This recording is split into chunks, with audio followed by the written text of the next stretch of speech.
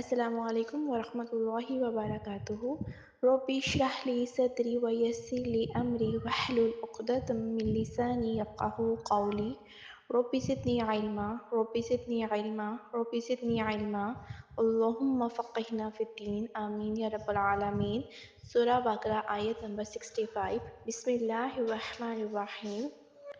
وَلَقَدْ عَلِمْتُمُ الَّذِينَ اعْتَدَوْا، اور البتہ تم نے جان لیا جنہوں نے زیادتی کی، مِنْکُم تم سے، فی السبت ہفتے کے دن میں، فَقُلْنَا تب ہم نے کہا، لَہُم ان سے، کونوا تم ہو جاؤ، قِرَادَۃً خاسئین ذلیل بندر۔ اور یقیناً تمہیں معلوم ہے وہ لوگ جنہوں نے تم میں سے ہفتے کے دن میں سرکشی کی، تو ہم نے ان سے کہا کہ دھتکارے ہوئے بندر بن جاؤ۔ یہاں پہ تاریخ کا ایک اور پہلو یاد کرایا جا رہا ہے کہ تم کو پتہ ہے، یعنی کہ تم اپنی ہسٹری کے اس واقعے کو جانتے ہو۔ اب یہاں پہ کن کو کہا جا رہا ہے؟ اس دور کے موجود بنی اسرائیل کو ان کے ماضی کا سبق یاد دلایا جا رہا ہے۔ کون سا؟ کہ جب انہوں نے ہفتے کے دن خلاف ورزی کی، یعنی کہ ہفتے والے دن وہ حد سے بڑھ گئے۔ تو اس واقعے کی تفصیل سورہ الاعراف آیت 163 میں ملتی ہے، تو وہاں تفصیل کے ساتھ یہ واقعہ بیان ہوا ہے۔ بات یہ تھی کہ جیسے مسلمانوں کا جمعے کا دن معتبر ہے، کرسچنز کے ہاں اتوار کا دن ہے، تو اسی طرح یہود کے ہاں ہفتے کا دن تھا۔ تو ان کے لیے پابندی یہ تھی کہ ہفتے کے دن وہ کوئی بھی کام نہیں کر سکتے، انہیں ہر طرح کے کام کاج سے چھٹی کرنی ہوتی تھی۔ اور بات یہ ہے کہ وہ بہت سرپرست اور دنیا کی محبت میں ڈوبے ہوئے لوگ تھے۔ ان کے لیے ایک دن کام نہ کرنا، کاروبار کو بند کرنا بہت مشکل تھا۔ تو پھر کیا ہوا کہ اللہ نے ان کو آزمایا۔ ان میں سے ایک گروہ ایک خاص بستی میں رہتا تھا جو سمندر کے کنارے تھی، جن کا کام مچھلیاں پکڑنا تھا۔ تو ان کو حکم یہ تھا کہ ہفتے کے دن مچھلیاں نہیں پکڑو، لیکن ہوتا یہ تھا کہ ہفتے کے دن یہ مچھلیاں خوب اوپر آتی تھی اور باقی دنوں میں اتنی مچھلیاں نہیں آتی تھی۔ تو اب کیا ہوا کہ انہوں نے ایک طریقہ سوچا، اور طریقہ کیا تھا کہ جمعے کے دن وہ جال لگا دیتے تھے اور ہفتے کے دن کچھ نہیں کرتے تھے، یعنی کہ مچھلیاں خود آتی رہتی تھیں جال میں، اور پھر وہ اتوار والے دن ان کو نکال لیتے تھے اور خوب مچھلیاں پکڑتے اور عیش کرتے تھے۔ اور پھر کیا کہتے تھے کہ ہم تو کچھ کیا ہی نہیں ہے، ہم تو معصوم لوگ ہیں، ہفتے کے دن تو کوئی کام ہی نہیں کیا ہم نے۔ تو یہ کیا تھا؟ دراصل یہ ہیلا سازی تھی، ہلا کرنا، اور نبی صلی اللہ علیہ وآلہ وسلم نے خاص طور پر اپنی امت کو اس سے منع کیا ہے، وہ نہ کرنا جو یہود نے کیا، کہ اللہ کی حرام کردہ چیزوں کو ہلوں کے ذریعے اپنے لیے حلال کر لو۔ مثلاً ایک ہلا کیا ہے کہ سود کو لوگ تجارت سمجھ کر اپنے لیے حلال کر لیتے ہیں۔ وہ کیا کہتے ہیں کہ تجارت میں بھی تو انویسٹمنٹ کرتے ہیں، تو اس میں بھی ہم بینک کو پیسہ دے دیتے ہیں اور بینک جو ہے وہ ہمارے لیے بزنس کرتا ہے۔ حالانکہ دونوں کی سچویشن میں بہت فرق ہے، لیکن اس کو اس کے ساتھ ملا کے حرام چیزوں کو اپنے لیے وہ حلال کر لیتے ہیں۔ اور اسی طرح جو پردہ ہے نا، تو لوگ کہتے ہیں کہ پردہ تو دل کا ہوتا ہے، نیت صاف ہونی چاہیے۔ تو بہت سے احکام ہیں جو اللہ کے واضح احکامات ہیں، ان کو ہلوں کے ذریعے، وہ ایسی چال بازیوں کے ذریعے لوگوں نے اپنے لیے جائز قرار کر لیا ہے۔ اور بات یہ ہے کہ انسان کا جو نفس کا شر ہوتا ہے نا، وہ کوئی غلط کام کرنا چاہتا ہے۔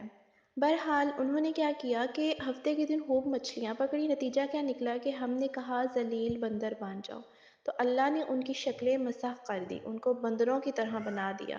ایسا کیوں ہوا؟ کیونکہ انہوں نے اللہ کے حکم میں تبدیلی کی تھی، ہیلے کے ذریعے حرام کو حلال کیا تھا، تو اللہ نے بھی ان کو انسان کی بجائے بندر بنا دیا۔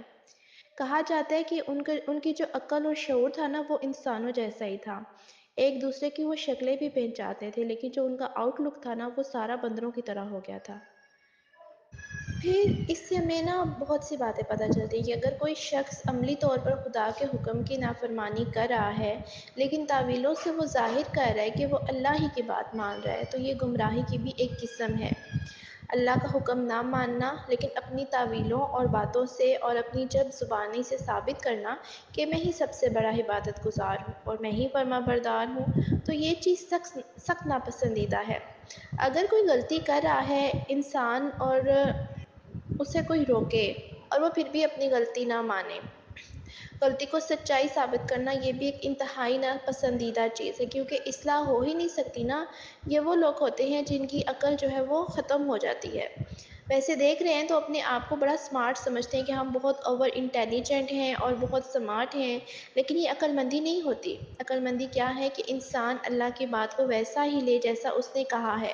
کچھ لوگ ایسے ہوتے ہیں نا کہ آیات کو کچھ سے کچھ مفہوم بنا دیتے ہیں اپنی خواہشات پوری کرنے کے لیے، اور سمجھتے ہیں کہ ہم بہت سمجھدار ہیں۔ حالانکہ سمجھداری کیا ہے کہ جو اللہ تعالیٰ فرما رہے ہیں ان کو ایز اٹ از لیا جائے، اپنی مرضی سے اس میں تبدیلی نہ کی جائے، ورنہ کیا نتیجہ نکل سکتا ہے کہ انسان اللہ کی نظروں میں ذلیل و خوار ہو کے رہ جاتا ہے۔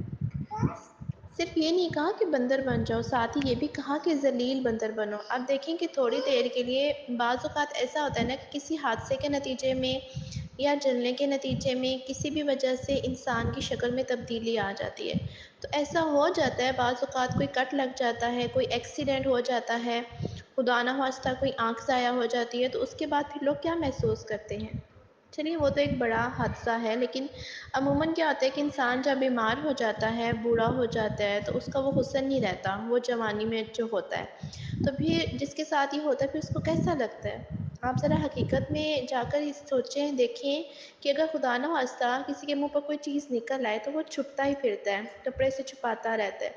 بعض اوقات کسی کے بال اتر جاتے ہیں تو وہ کیا کرتے ہیں، ایک لڑکی تھی تو وہ کہتی ہے کہ کل نا وہ ان کے ہاتھ سے نا ان کے منہ پہ انک لگ گئی، تو دو تین لوگوں نے اس کو اشارے سے کہا کہ انک لگی ہوئی ہے، تو پھر وہ کہتی ہے کہ میں باقاعدہ اپنے منہ کو چھپا کر واش روم تک گئی۔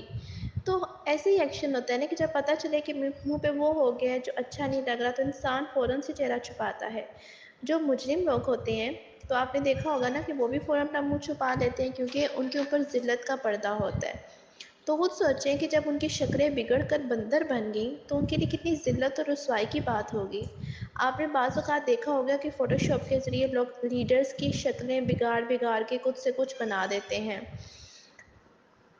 اللہ کے سوا تو کسی کو حق نہیں ہے نا، ہاں وہ تصویر کے ذریعے ہی کچھ اس طرح کے بگاڑ پیدا کریں۔ آج کل کے جو بچے ہوتے ہیں نا وہ اس کو بھی بڑا کول سمجھتے ہیں کہ ہم اپنی شکل کو الٹا سیدھا بنا کے بہت ذہین ہیں، ہم کو بہت سی ٹرکس آتی ہیں کہ ہم کیا سے کیا کر سکتے ہیں، لیکن یہ کوئی عقل مندی کی بات تو نہیں ہے۔ تو انہیں کہا گیا ہے کہ ذلیل بندر بن جاؤ، اور اس سے پتہ چلتا ہے کہ اس طرح کی شکل کا بگاڑ انسان کے لیے ذلت اور رسوائی کا سبب بھی ہے۔ بعض اوقات آپ نے دیکھا ہوگا کہ جو لوگ بہت غلط کام کرنے والے ہوتے ہیں ان کے چہروں پہ نا خاص قسم کی وہ دلکشی سی آ جاتی ہے، ایک چہرہ دل کی کیونکہ چہرے جو ہوتے ہیں وہ دل کی عکاسی ہوتے ہیں نا، تو انسان کو غلط کام کرتے ہوئے ڈرنا چاہیے کہ وہ چھپ نہیں سکتا، وہ چہروں پہ آ جائے گا، نفرتیں محبتیں سب کچھ چہرے پہ آ جاتی ہیں۔